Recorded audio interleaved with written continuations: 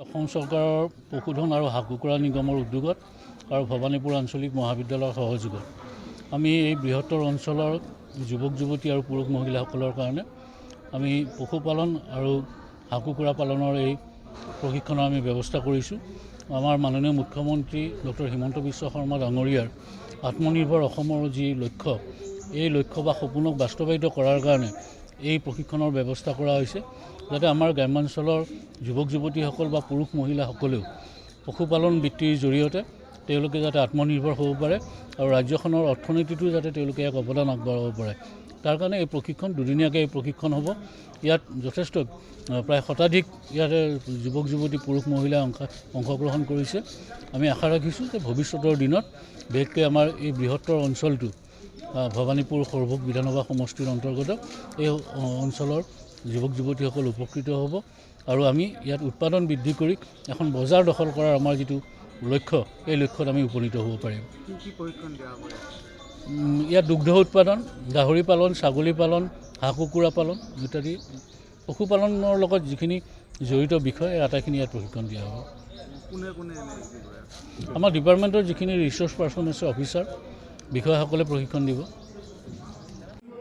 এই প্ৰশিক্ষণটোৱে আমাৰ এই অঞ্চলৰ পিছপৰা অঞ্চলৰ যুৱক যুৱতী আৰু বিশেষভাৱে মহিলা আৰু পুৰুষ যিসকলে ইচ্ছুক পশুপালন আৰু পশুধন, হাঁহ কুকুৰা ইত্যাদি পালন কৰিবৰ কাৰণে তেওঁলোকক যথেষ্ট পৰিমাণে উপকৃত কৰিব।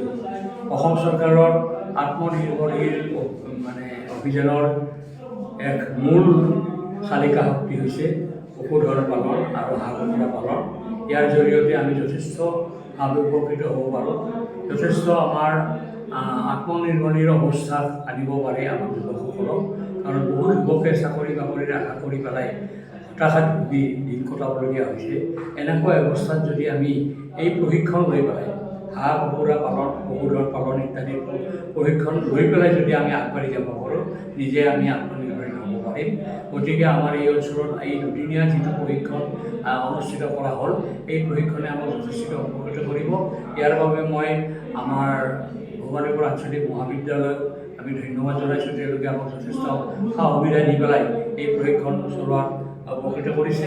আৰু বিশেষভাৱে আমি পশুধন নিগমৰ, হাঁহ কুকুৰা পালন নিগমৰ আমাৰ যিজন অধ্যক্ষ মনোজ শইকীয়া ডাঙৰীয়া, তেখেতকো আমি ধন্যবাদ জনাইছোঁ। তেখেতে বিভাগৰ লগত আলোচনা বিলোচনা কৰি বিভাগৰ সমৰ ব্যক্তিসকলক আনি যি প্ৰশিক্ষণ দিয়াৰ ব্যৱস্থা কৰিছে, তাৰ বাবে তেখেতক মই পুনৰবাৰ ধন্যবাদ জনাইছোঁ। আৰু এই প্ৰশিক্ষণটোৱে আমাক যথেষ্ট উপকৃত। নমস্কাৰ, মই অজয় ফুকন আৰু এইখিনিতে সমূহ এনি ভাৰত চেনেলটোৰ যিসকল কৰ্মকৰ্তা আছে সকলোৰে মোৰ ফালৰ পৰা শুভেচ্ছা জ্ঞাপন কৰিছোঁ। অসমৰ আচলতে সংবাদ জগতত নতুনকৈ আচলতে এটি আত্মপ্ৰকাশ ঘটিছে আমাৰ নিউজ চেনেল এনি ভাৰত। আৰু এনি ভাৰতৰ এটা খুব ধুনীয়া এটা অনুষ্ঠান হ'বলৈ গৈ আছে। সকলোৱে জানে, আমাৰ সকলোৰে মৰমৰ হাৰ্টথ্ৰব জুবিন গাৰ্গৰ গানে কি আনে, আচলতে জুবিনদাৰ সেই গীতৰ আধাৰত আমাৰ হিৰুদাই লিখা সেই গীতটি গানে কি আনে, এই গানে কি আনে নামৰ এটি তেওঁলোকে সাংগীতিক ৰিয়েলিটি শ্ব' কৰিবলৈ গৈ আছে।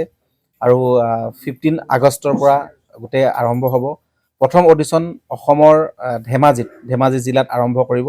গতিকে সমূহ যিসকল প্ৰতিভা আছে, যিসকলে গান ভাল পায়, যিসকলে তেওঁলোকৰ নিজৰ প্ৰতিভা আচলতে দেখুৱাব বিচাৰে, এই ৰিয়েলিটি শ্ব'ত গানে কি আনে এই প্ৰতিযোগিতাত অংশগ্ৰহণ কৰক আৰু খুব ধুনীয়া আপোনালোকে সুবৰ্ণ সুযোগ লাভ কৰিব। লগতে ইয়াতে পুৰস্কাৰ আছেই, বিভিন্ন ধৰণৰ উপহাৰো আপোনালোকে লাভ কৰিব।